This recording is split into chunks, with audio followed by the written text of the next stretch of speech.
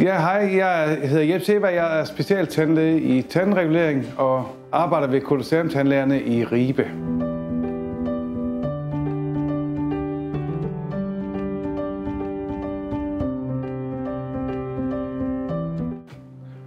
På SmileDay der kan vi lave en simulering af, hvordan dit smil kommer til at se ud efterfølgende.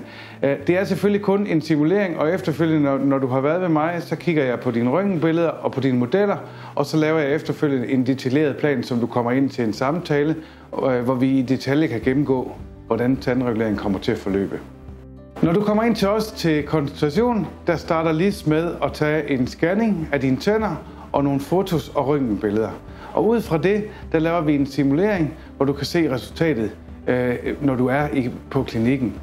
Så du går hjem herfra med et overblik over, hvordan dine tænder kan se ud, efter jeg har rettet dem.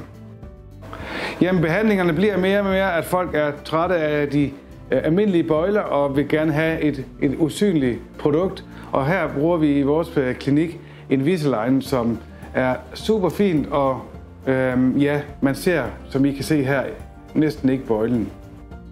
Det foregår ved, at vi skifter de her bøjler her, og så skifter man dem cirka en gang om ugen.